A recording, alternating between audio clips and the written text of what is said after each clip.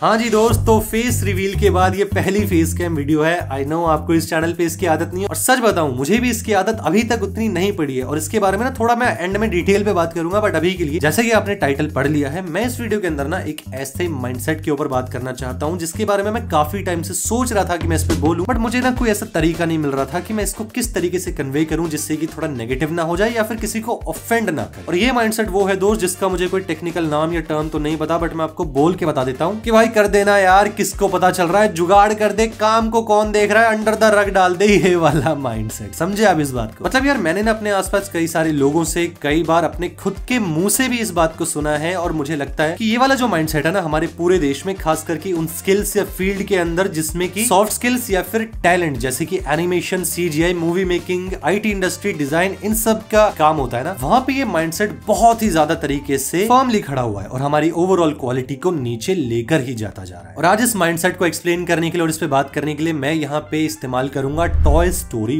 1 का। कहानी की शुरुआत होती है आज से कुछ दिन पहले, जब मैं टॉय स्टोरी 1 को रीवॉच कर रहा था। अब ये मूवी रिलीज हुई है आई गेस 1995 के अंदर, और जितने भी लोगों को ये पता है ना कि किसी भी मूवी और स्पेसिफिकली एक 3D एनिमेशन फिल्म को बनाने से पहले कितना लंबा टाइम उसके प्रोडक्शन और प्री प्रोडक्शन में जाता है, उसके हिसाब से आप अंदाजा लगा सकते हैं कि इसका काम कितने सालों पहले शुरू हुआ होगा। एंड आई गेस ये शायद दुनिया की पहली full feature length 3D animation film है, तो उसके अंदर ना हम ये मान सकते हैं कि मान लो अगर कुछ गलतियां हो जाती है, एनिमेशन कुछ स्मूथ नहीं होता या फिर कुछ ज्यादा डिटेलिंग नहीं होती, तो उसको नजरअंदाज किया जा सकता था, क्योंकि पहली मूवी है भाई, गलतियां हो ही जाती हैं। लेकिन जब मैं इस मूवी को रिवॉच कर रहा था ना, मुझे इसके अंदर इतनी छोटी छोटी ऐसी डिटेल्स नजर आई कि मेरे तो होश ही उड़ गए, जिनको देखने के लिए मैं आपको ना मूवी थोड़ी सी रिवाइंड कराता हूँ। याद कीजिए जब मूवी शुरू होती है तो यहाँ पे एंडी की बर्थडे पार्टी है, और पूरे कमरे के अंदर सारे टॉयज बेचारे पैनिक हो चुके हैं कि भाई अब यहाँ पे आएंगे गिफ्ट और उसके अंदर निकल सकता है हमारा कोई रिप्लेसमेंट। समझे यहाँ तक बात ठीक है? तो उन सारे टॉयज को शांत कराने के लिए ना वुडी क्या करता है, एक दूसरा खिलौना जिसका नाम होता है बकेट ऑफ सोल्जर्स, उसके अंदर से प्लास्टिक के सोल्जर्स को कमांड करता है कि भाई नीचे जाओ और वहां से जाके पूरी सिचुएशन को असेस करके ऊपर रिपोर्ट करो। तो सोल्जर्स भाई अपने लग जाते हैं जाके अपने काम में, और यहाँ तक सारी चीजें ठीक लग रही थी, मैं मूवी को एंजॉय भी कर रहा था। बट जिस चीज ने मेरे ध्यान को खींचा और इस वीडियो को बनाने के लिए मुझे और ज्यादा पुश किया ना, वो था ये वाला सीन। स्क्रीन के ऊपर अगर आप ध्यान से देखोगे ना, तो यहाँ पे आपको दिखेगा कि इन सोल्जर्स के हाथों के नीचे और इनके एल्बोज के नीचे ना एक पतली सी प्लास्टिक की लेयर है। और अगर आप याद करें तो बचपन में आप भी अगर किसी प्लास्टिक के खिलौने से खेले हैं तो उसके अंदर आपने भी ऐसी लेयर देखी होगी, जिससे हमें ये पता चलता है कि ये तब आती है जब फैक्ट्री के अंदर कोई खिलौना एक हॉट मोल्ड के अंदर प्लास्टिक उसका गिरता है ना, तो जब एक दूसरा हैवी मोल्ड आके उसको शेप करता है, तो जो बची हुई प्लास्टिक की लेयर हो जाती है, उसको कॉस्ट की वजह से वो काटते नहीं है और वो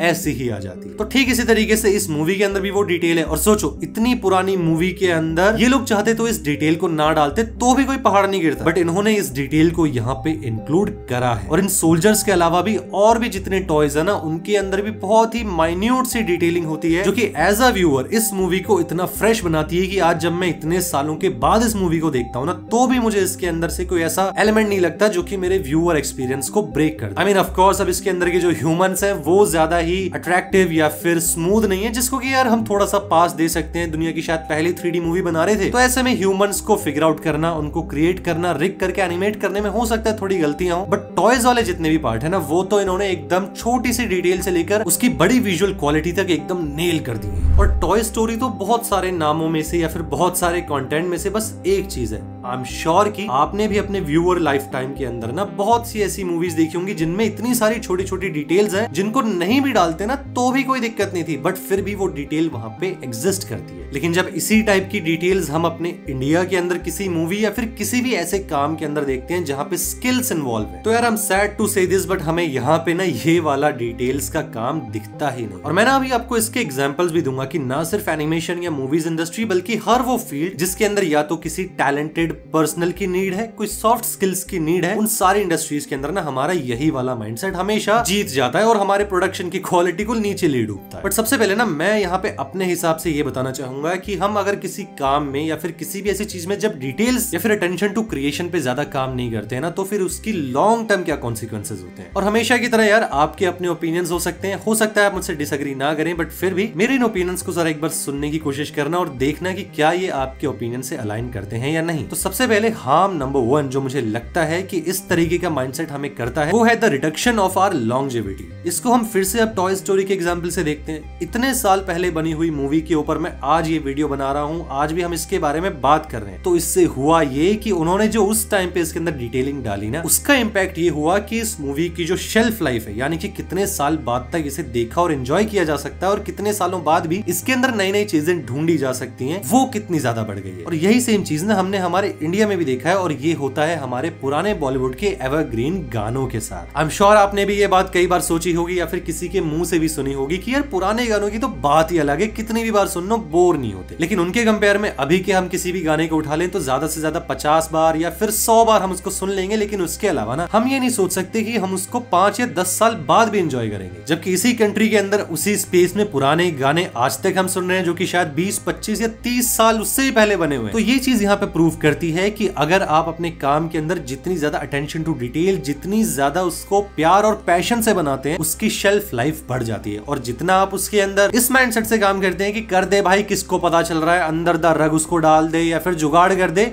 उसकी फिर लॉन्जेविटी यानी कि उसकी शेल्फ लाइफ भी खत्म हो जाती है। जिसका फिर ऑब्वियसली नुकसान नंबर 2 होता है क्रेडिबिलिटी। मतलब यार ऑब्वियसली और कलेक्टिवली जब एक पूरे देश के अंदर ज्यादा ही काम इस तरीके से आता है ना, जहाँ पे ज्यादा डिटेलिंग पे ध्यान ना दिया गया, तो बाकी की दुनिया के लोग जब उस काम को देखते हैं, या फिर अपने देश के अंदर भी ऐसे लोग जिनको की थोड़ा सा डिटेल्स को पकड़ना पसंद है, और मैं सच बताऊं ऐसे लोग भरे पड़े, उन लोगों के बीच आपके काम की जो क्रेडिबिलिटी होती है, जो वैल्यू होती है ना, वो गिरती ही चली जाती है। क्योंकि उनके दिमाग में आपकी इमेज बनती है कि यार ये बंदा तो जो है ना अपने काम की कदर ही नहीं करता, क्योंकि इसके अंदर ये डिटेल अगर छोड़ दे रहा है तो कला के प्रति इसकी जो भी क्रेडिबिलिटी है वो एक नीचे के स्तर की है। समझे आप इस बात को? जिसका फिर डायरेक्ट कॉन्सिक्वेंस ये होता है कि लॉन्ग रन में आपकी इंडिविजुअली या फिर कलेक्टिवली जो रिस्पेक्ट होती है ना, वो कम होती जाती है। क्योंकि लोग ये समझने लग जाते हैं कि भाई अगर मान लो XYZ कोई बंदा है, वो अपने काम के अंदर डिटेलिंग्स को ऐड नहीं करता, या फिर डिटेलिंग से मेरा मतलब ये नहीं है कि उसको कितना शार्प या क्या करता है, बट यहाँ पे छोटी छोटी डिटेल्स को मिस आउट कर देता है या फिर उसको बस ऐसे ही जाने देता है। लोगों के दिमाग में ये इमेज बनती है कि भाई इस बंदे की तो कोई भी वैल्यू सिस्टम है ही नहीं, और लॉन्ग रन में वो बंदा धीरे धीरे करके बट इवेंचुअली अपनी रिस्पेक्ट को लूज करता जाता है। और सच बताऊं ना यार, तो मैं हूं एनिमेशन का बंदा, मुझे CGI मूवीज इन सब का इंटरेस्ट है और मैं इनके बारे में जानता और पढ़ता रहता हूं। तो मुझे लगा था कि ये वाला माइंडसेट ना सिर्फ इंडिया में होता है, और उसके पीछे रीजन शायद ये है क्योंकि हमारी ये जो एनिमेशन, CGI या मोस्टली VFX इंडस्ट्री है, या फिर चलो VFX तो नहीं, बट जो एनिमेशन वाला काउंटर पार्ट है ना, ये हेविली रिलाई करता है आउटसोर्सिंग के अंदर। हम अपने इन होम कोई प्रोडक्शन करते नहीं है, अपने ऑडियंस के आगे कुछ ज्यादा हाई क्वालिटी लेके आते नहीं है। तो हो सकता है कि अपने यहाँ के आर्टिस्ट जिनको एक्चुअली में ओवर वर्क कराया जाता है, उनको उनके काम के हिसाब से पे नहीं किया जाता, तो हो सकता है वहां पे ये माइंडसेट डेवलप हो जाए भाई कि यार कर दे भाई, किसको पता चल रहा है, ज्यादा पैसे तो मिल भी नहीं रहे तो फिर कर दे जुगाड़। लेकिन मेरा ये जो भ्रम है या फिर ये इल्यूजन है तब टूटा जब एक दिन मैं इसके बारे में अपने भाई से बात कर रहा था, जो कि एक सॉफ्टवेयर इंजीनियर या फिर स्पेसिफिकली एक फ्रंट एंड डेवलपर है ना। मैं उसको बस यही माइंडसेट के बारे में बता रहा था यार कि कैसे हमारे यहाँ पे जो काम की क्वालिटी है वो डिग्रेड होती जा रही है। और उसने जब मुझे बताया कि भाई सिर्फ ये तुम्हारी इंडस्ट्री में नहीं है, बल्कि हमारे IT इंडस्ट्री के अंदर भी ना, जहाँ पे कंपैरेटिवली टू एन एनिमेटर यहाँ पे जो पे स्केल है वो बहुत ज्यादा है, तब भी जो हमारे इंडिया के मेजोरिटी ऑफ द लोग हैं उनका माइंडसेट यही है भाई कि यार कर दे, किसको पता चल रहा है, ज्यादा मेहनत क्यों करनी, जब बगल वाला मेहनत नहीं कर रहा तो भाई मैं मेहनत क्यों करूं। समझे आप इस बात को? लेकिन वहीं पे उन्हीं की इंडस्ट्री में जब उनके फॉरेन काउंटर पार्ट से उनकी बातें होती है ना, तो उस तरफ से एक माइंडसेट बहुत ही स्ट्रांगली पुश किया जाता है कि कितना भी बार उसको रीडू करना पड़ जाए, कितनी भी बार काम को रिपीट करना पड़ जाए, लेकिन वो होना चाहिए एकदम परफेक्ट। छोटी सी डिटेल से लेकर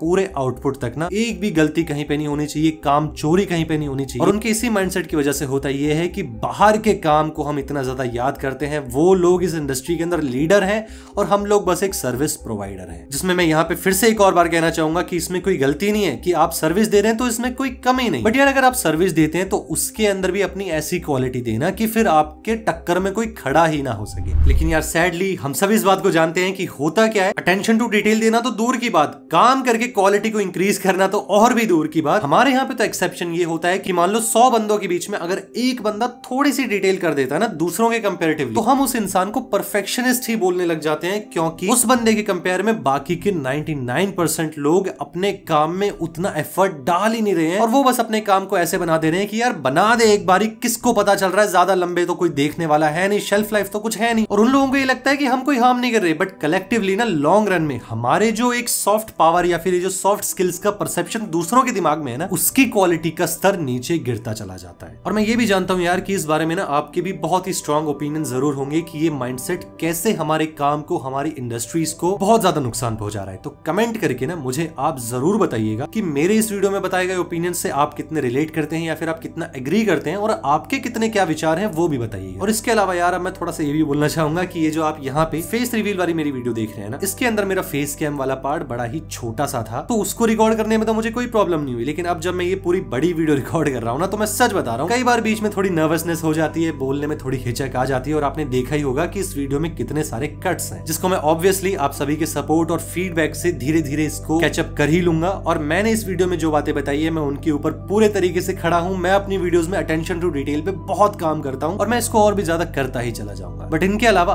आप मेरे इस फेस कैम वाली वीडियोस के ऊपर अगर कोई ओपिनियन देना चाहते हैं, कोई भी आपका सजेशन या फीडबैक है, मैं उसको बहुत ही सीरियसली लेता हूँ। प्लीज उसको कमेंट करके जरूर बताना, मैं उसका इस्तेमाल अपनी आगे की वीडियोस में खुद को इंप्रूव करने में करूंगा। और बाकी इसी के साथ यार थैंक यू सो मच इस वीडियो को देखने के लिए और थैंक यू सो मच आपके सारे सपोर्ट के लिए।